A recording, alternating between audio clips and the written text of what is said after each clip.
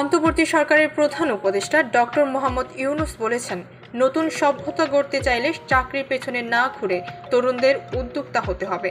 বৃহস্পতিবার ব্যাংককের স্থানীয় সময় বিকেল 3:30টায় বিমস্টেক ইয়ংজেন ফোরামে তিনি একথা বলেন। ডক্টর ইউনূস বলেন, পরিবর্তন আনতে চাইলে পদ্ধতি বদলাতে হবে। এর আগে স্থানীয় সময় বেলা 12টার দিকে ব্যাংককে পৌঁছান প্রধান উপদেষ্টা। বিমানবন্দর থাইল্যান্ডের মন্ত্রী জিরাপর্ন সিন্ধুপাই তাকে অভ্যর্থনা জানান। এর আগে সকাল 9টায় বাংলাদেশ এয়ারলাইন্সে একটি ফ্লাইট হযরত শাহজালাল আন্তর্জাতিক বিমানবন্দর থেকে ব্যাংককের উদ্দেশ্যে ঢাকা ত্যাগ করেন ডক্টর ইউনূস।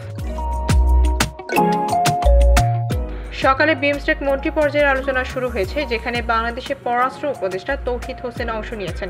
ইতিমধ্যে মেরিটাইম ট্রান্সপোর্ট সহযোগিতা চুক্তি স্বাক্ষরিত হয়েছে, যাতে বিমস্টেকের 7 সদস্য রাষ্ট্রের পররাষ্ট্রমন্ত্রীরা স্বাক্ষর করেছেন। ডেস্ক রিপোর্ট, ভোরের পাতা।